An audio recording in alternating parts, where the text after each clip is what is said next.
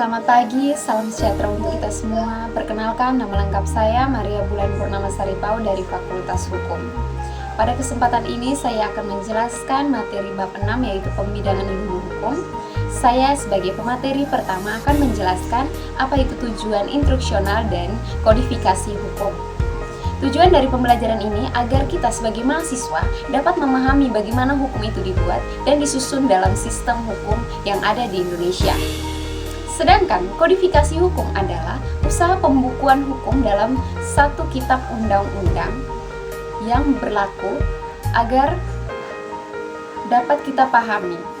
Kitab itu secara tertulis dan terstruktur aturannya. Nah, tujuan dari kodifikasi hukum itu adalah menyederhanakan hukum, memberikan kepastian hukum, dan menciptakan kesatuan dalam sistem hukum di Indonesia agar dalam kehidupan kita setiap hari kita dapat menerapkan bagaimana hukum itu berlaku dalam kehidupan bermasyarakat. Hukum menurut Kansil dibagi menjadi dua, yaitu hukum tidak tertulis dan hukum tertulis. Hukum tidak tertulis yaitu adat kebiasaan di suatu daerah tertentu. Sedangkan hukum tertulis yaitu undang-undang. Itu saja penjelasan singkat dari saya. Terima kasih.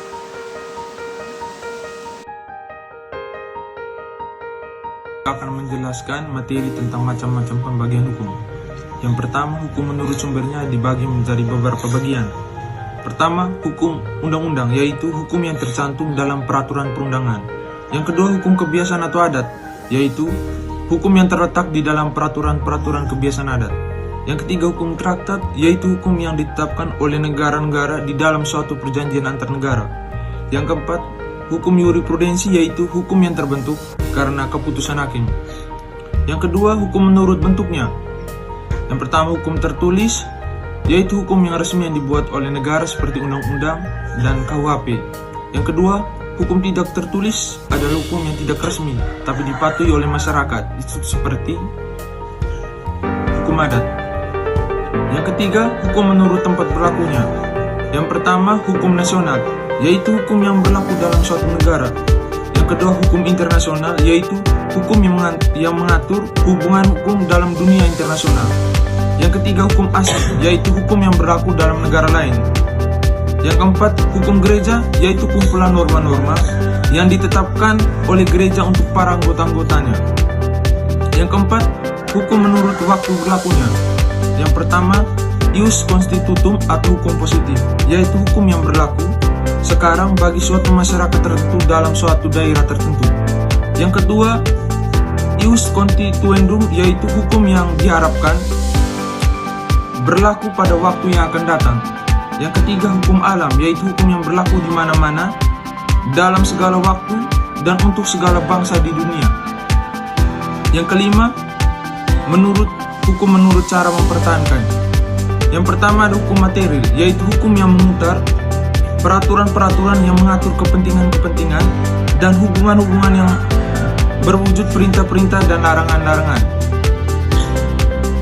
Yang kedua, hukum formal, yaitu hukum yang memuat peraturan-peraturan yang mengatur bagaimana cara-cara melaksanakan dan mempertahankan hukum material atau peraturan-peraturan yang mengatur bagaimana caranya mengajukan sesuatu perkara ke muka pengadilan dan bagaimana cara-caranya hakim memberi putusan. Yang keenam, hukum menurut sifatnya. Pertama, hukum yang memaksa, yaitu hukum yang dalam keadaan bagaimanapun juga harus dan mempunyai paksaan mutlak. Yang kedua, hukum yang mengatur, yaitu hukum yang dapat dikesampingkan apabila pihak-pihak yang bersangkutan telah membuat peraturan sendiri dalam suatu perjanjian. Yang ketujuh, hukum menurut wujudnya. Ada hukum objektif, yaitu hukum dalam suatu negara yang berlaku umum dan tidak mengenal orang atau golongan tertentu. Yang kedua, hukum subjektif, yaitu hukum yang timbul dari hukum objektif dan berlaku terhadap seorang tertentu atau lebih. Yang kedelapan, hukum menurut isinya dibagi menjadi dua. Yang pertama, hukum privat, yaitu hukum yang mengatur hubungan-hubungan antara orang yang satu dengan orang yang lain dengan menitik beratkan kepada kepentingan perseorangan. Yang kedua, hukum publik, yaitu hukum yang mengatur hubungan antara negara dengan alat-alat perlengkapan dan hubungan antar negara dengan perseorangan. Terima kasih. Saya akan menjelaskan tentang sistem hukum yang berlaku di dunia. Sistem hukum yang berlaku di dunia itu dibagi menjadi beberapa sistem. Yang pertama ada civil law, yang kedua ada common law, dan yang ketiga ada sistem adat, keempat ada sistem agama, dan terakhir ada sistem campuran. Baik, dimulai dari yang pertama yaitu sistem civil law yang berbasis hukum tertulis. Yang kedua common law yang mengandalkan presiden keputusan hakim, dan yang ketiga hukum adat yang bersumber dari kebiasaan masyarakat. Keempat, hukum agama yang berdasarkan ajaran keagamaan seperti syariah, dan yang terakhir 5, serta sistem hukum campuran yang menggabungkan 2 atau lebih sistem tersebut. Baik, selain pembagian hukum yang dijelaskan sebelumnya seperti di atas, atau hukum yang berlaku di dunia, hukum juga dapat dibedakan berdasarkan cara mempertahankannya, sifatnya, wujudnya, serta pengaturannya. Berdasarkan cara mempertahankannya, hukum terbagi menjadi hukum yang mengatur, yang bersifat fleksibel, dan hukum yang memaksa, yang wajib dipatuhi tanpa pengecualian. Berdasarkan sifatnya, hukum dibedakan menjadi hukum privat yang mengatur hubungan antar individu, serta hukum publik yang mengatur hubungan antara negara dan masyarakat, serta antar negara. Berdasarkan wujudnya, hukum dapat berupa hukum tertulis yang terdapat dalam peraturan resmi, dan hukum tidak tertulis yang hidup dalam masyarakat sebagai kebiasaan atau adat.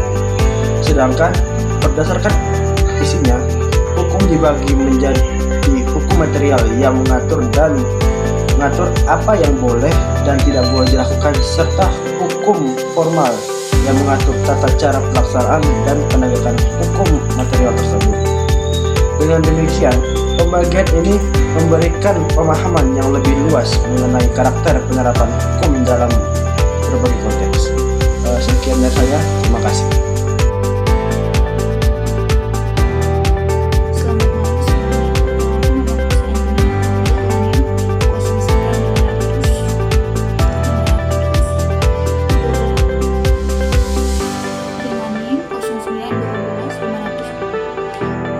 Saya dari kelompok 1. Di sini saya akan bersama subjek hukum, jenis undang, pengertian hak, dan macam-macamnya. Dalam hukum terdapat subjek hukum, yaitu pihak yang memiliki hak dan kewajiban. Subjek hukum terdiri dari manusia dan badan hukum. Selain itu, terdapat objek hukum, yaitu segala sesuatu yang menjadi sasaran hubungan hukum. Di sini yang pertama saya menjelaskan apa itu subjek hukum.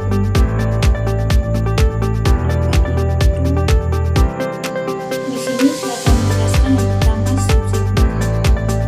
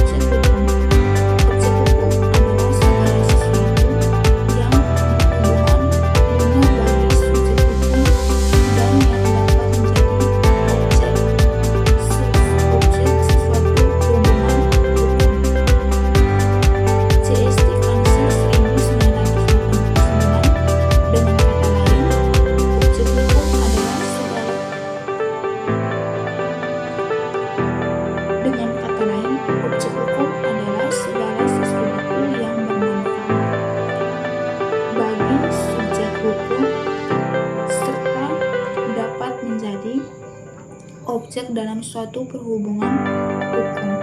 Syed Sampara di KK 2009 1500. Syed Sampara di KK 2009 158. Biasanya objek hukum itu disebut benda. Menurut hukum perdata, benda ialah segala barang-barang dan hak-hak yang dapat dimiliki orang. Fit pasal 499 Undang-Undang Hukum Perdata KUHP. Menurut pasal 503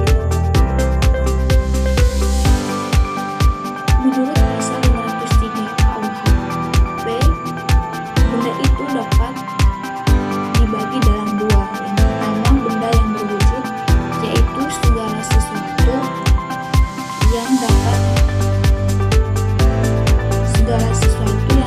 diraba oleh konsentrat seperti rumah, buku, dan lain-lain. Sedangkan yang kedua, benda yang tak berwujud, yaitu benda imaterial, yaitu segala macam hak seperti hak cipta, hak merek, perdagangan, dan lain-lain. Selanjutnya, menurut pasal 504 KUHP, benda juga dapat dibagi atas dua. Yang pertama, benda yang terbergerak atau benda tetap,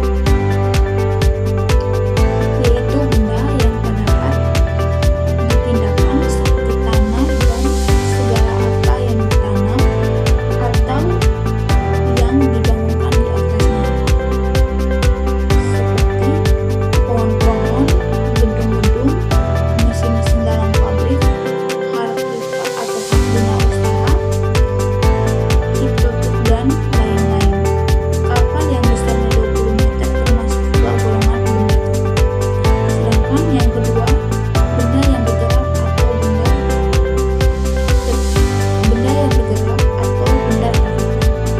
yaitu benda-benda yang dapat dipindahkan seperti sepeda, meja hewan, wesel, dan lain-lain.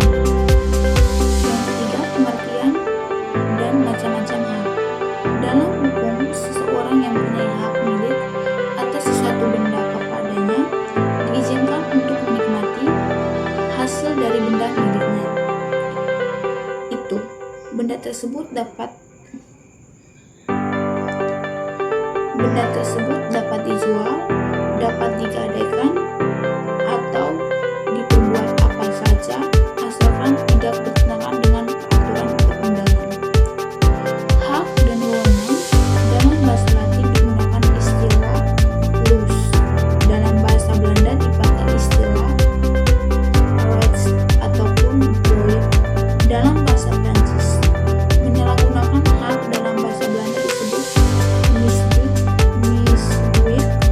van rechts, atau abus de droit dalam bahasa Prancis, atau bisa disebut menyalahgunakan kekuasaan dalam bahasa Prancis dokumen de Beauvoir.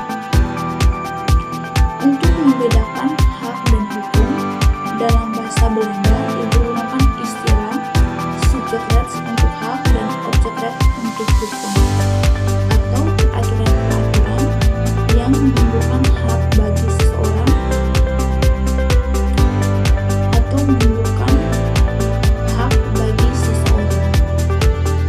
Dan dalam bahasa Inggris, perkataan law mengandung arti hukum atau undang-undang, dan perkataan right mengandung arti hak atau wewenang. Selanjutnya, macam